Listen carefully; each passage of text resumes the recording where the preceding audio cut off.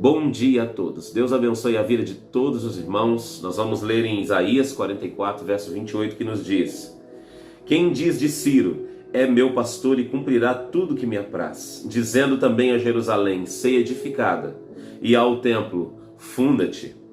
Não importa a época ou a situação, Deus estará sempre no comando dos acontecimentos que envolvem o seu povo. Depois de muito tempo, o Senhor cumpriu com aquilo que prometera, trazendo os judeus de volta para Jerusalém. Ele se valeu do rei persa Ciro, chamando-o de meu pastor. Ou seja, o encarregado de conduzir as ovelhas de volta para o aprisco. Em 2 Crônicas 36, verso 23, o rei decretou que todos os pertencentes a Israel subissem e edificassem a Jerusalém. Um bom pastor deve estimular as ovelhas ao serviço do reino para que a obra do Senhor aconteça. Ninguém pode fazer nada sozinho, precisamos uns dos outros e Deus caminha conosco. Dessa forma, dirijo-me a você, amado pastor. Deus o escolheu para conduzir o seu rebanho e estimular cada um a fazer sua parte. Dirijo-me a você, amada ovelha, seja submissa às instruções do seu pastor, pois todos nós pertencemos a Cristo, devemos fazer aquilo que cabe a cada um. Que o nosso Deus nos santifique em amor e em união. Irmãos, a lição dessa semana foi escrita por mim e pelo meu sogro, pastor Zeca, está aí conosco também. E nós fomos convidados porque todo esse trimestre nós estamos falando sobre a igreja e os seus diversos departamentos, né? E nós tivemos o privilégio de falarmos sobre o pastorado.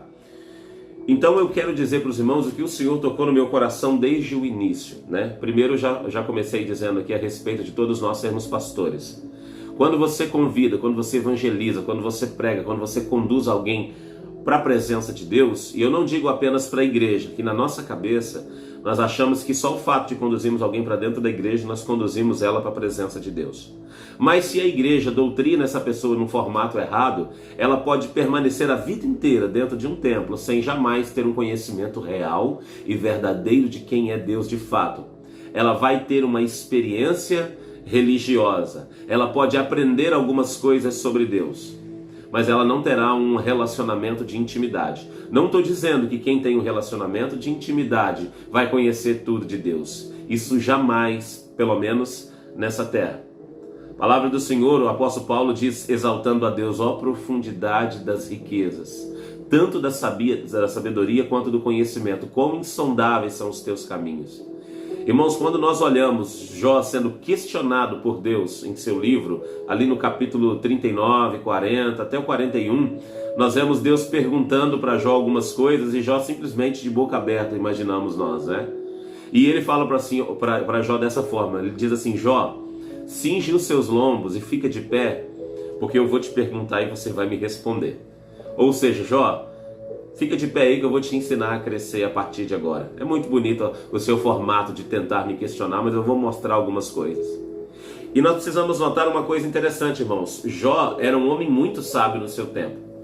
Ele fazia parte daquele período onde os homens nas suas casas ainda sacrificavam o Senhor. Não era a tribo de Levi. Então, quanto a isso, nós entendemos que Jó veio antes do povo de Israel ser nação. É provável que Jó tenha feito parte do período antes de Abraão, ou contemporâneo a Abraão, que viveu cerca de mais de 160 anos, para eu não chutar errado aqui.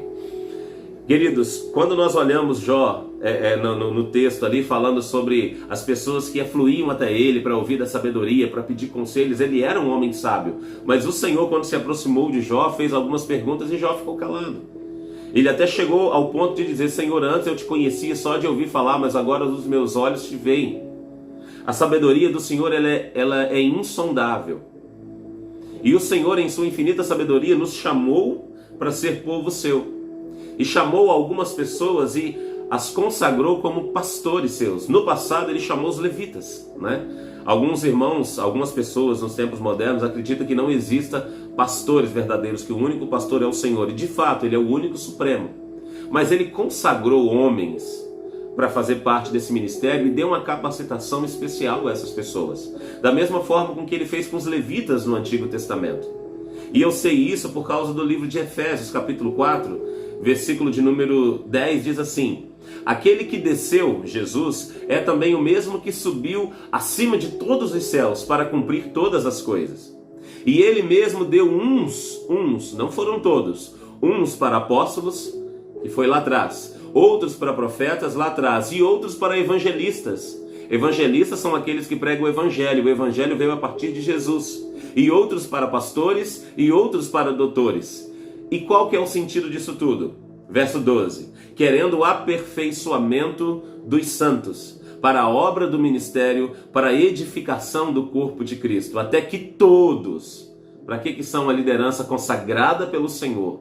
Para que o Senhor instituiu alguns líderes? Para que todos, até que todos cheguemos à unidade da fé. Unidade não é uniformidade, não é fazer todo mundo igual, mas todos entenderem que Jesus é o nosso Rei e Redentor, mas isso aqui dentro.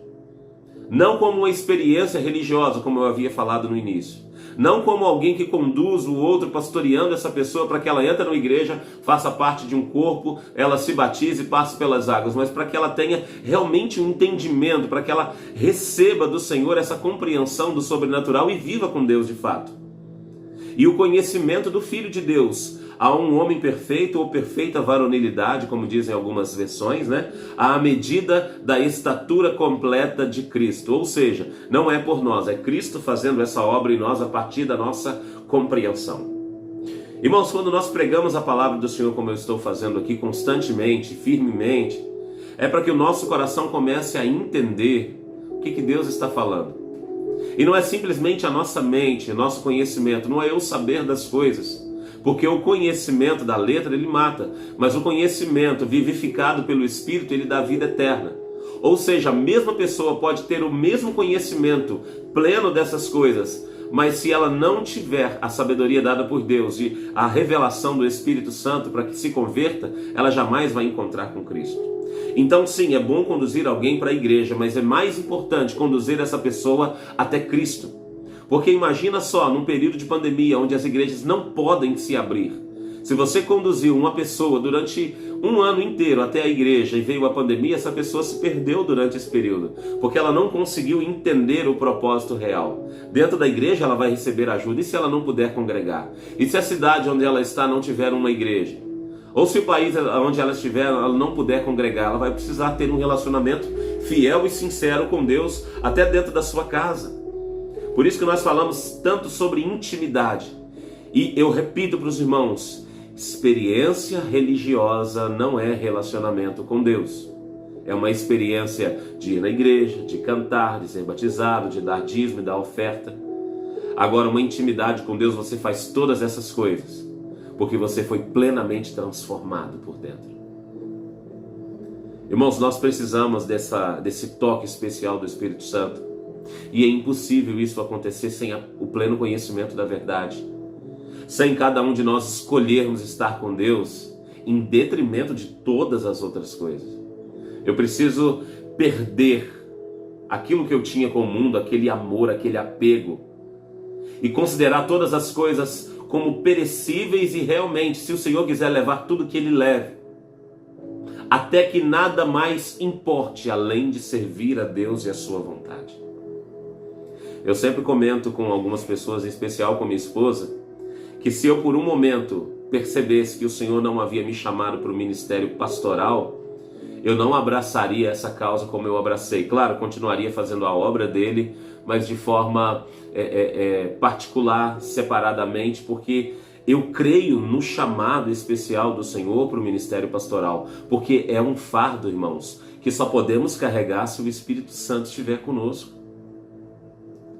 É algo que nós só podemos fazer com maestria se o Espírito Santo nos ajudar. Eu creio que há um chamado especial para aqueles que são líderes, para aqueles que são chamados para o ministério pastoral, para o ministério apostólico, para o ministério de doutorado. Quando fala sobre doutores aqui, são na fé, é na palavra, é aqueles que ensinam, são os mestres. Eu creio que há algo, uma capacitação sobrenatural para exercer isso. E há também, vamos supor assim, de forma figurada, irmãos, uma capa, uma cobertura, porque senão nós não suportaríamos todas as coisas que passamos. Não é mais fácil cada um cuidar da sua vida e Deus abençoar, aquela ideia de Deus por todos e cada um por si? Né? Eu cuido da minha vida espiritual, você cuida da sua. Mas quando o Senhor nos coloca o ministério pastoral no nosso lombo, irmão, só por nós mesmos não daríamos conta. Precisamos que o Senhor nos abençoe e nos capacite de forma sobrenatural para dar conta.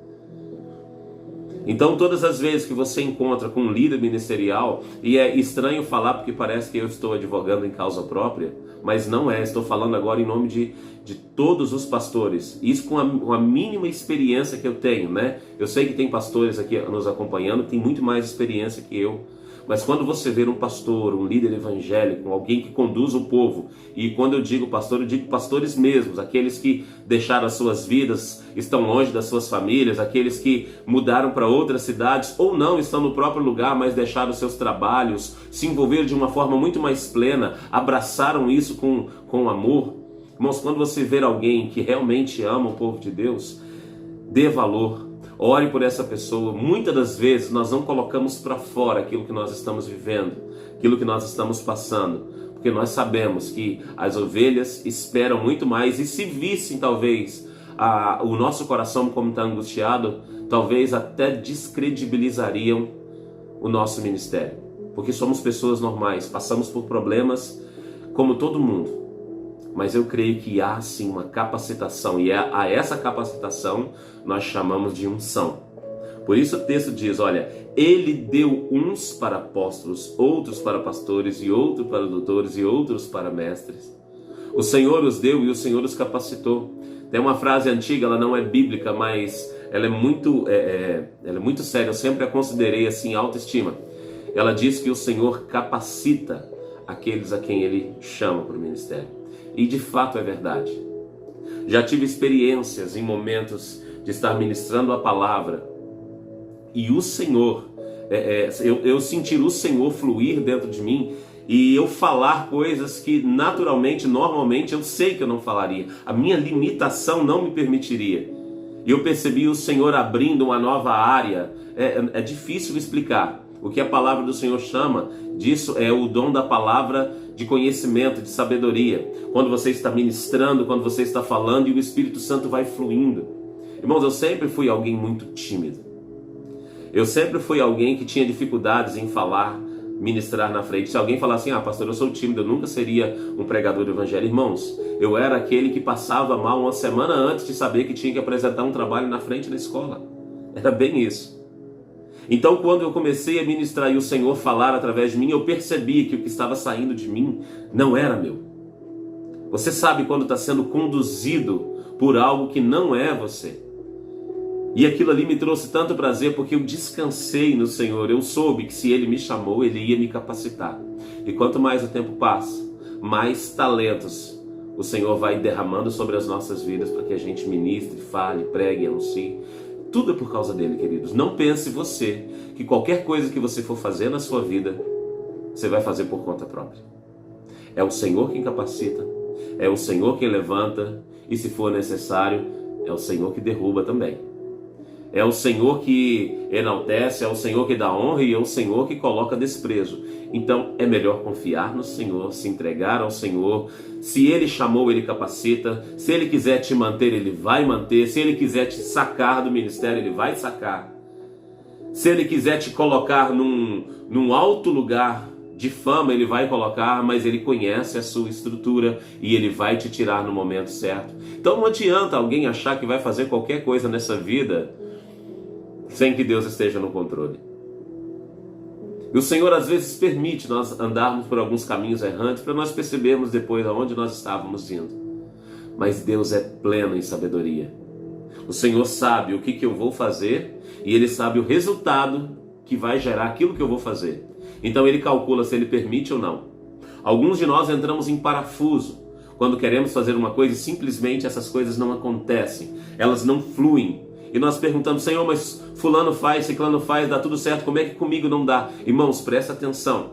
O Senhor sabe o que vai acontecer depois com o resultado daquilo que você vai fazer. Se o Senhor disser não, aceite. Se o Senhor disser sim, vai para frente.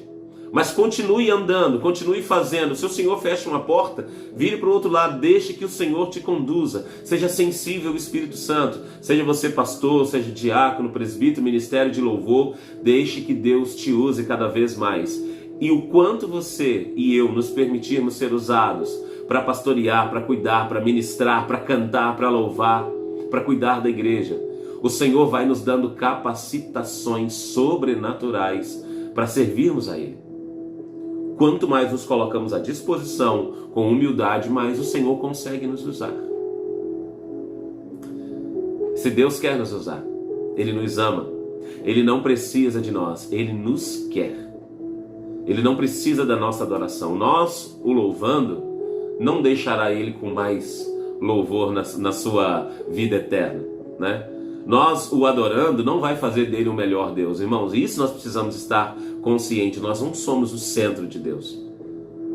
Somos nós que precisamos dele. Agora, quando ele olha para nós, ele nos quer, ele nos ama pelo simples fato de nos amar. Não que tenhamos algo especial que ele precisa, que se nós não dermos, ele vai ficar triste. Nós somos criaturas dele, ele nos fez, ele nos conduziu. E se estamos de pé ou caímos, é por causa dele. Então, quanto mais abrimos o nosso coração e o adoramos, quanto mais o servimos, nós o agradamos por aquilo que ele já fez. Amém? Quer ser pastor de ovelhas, pastora da sua família, das pessoas, dos seus vizinhos? Fale aquilo que o Espírito Santo colocar no seu coração, seja sensível, gaste tempo de verdade orando e buscando. Na verdade, a palavra correta não é gastar, é aproveitar. Aproveite o tempo necessário, coloque no seu dia espaços para que você busque o Senhor, deixe o seu cronograma diário aberto para que você se encha de Deus. E cada vez que Ele falar contigo, pode ter certeza que o Senhor fala para nós, Ele está falando para todo mundo. Se Ele revela algo da palavra, Ele está revelando para todo mundo. Se Ele enche o meu coração de alegria por algum texto que saltou dos meus olhos, Ele está te usando para falar isso para outras pessoas. Que Deus possa nos usar cada dia mais para nós crescermos em santidade e graça e na disponibilidade de coração para servi-lo a todo e qualquer instante. Amém? Deus abençoe a vida de todos em nome do Senhor Jesus.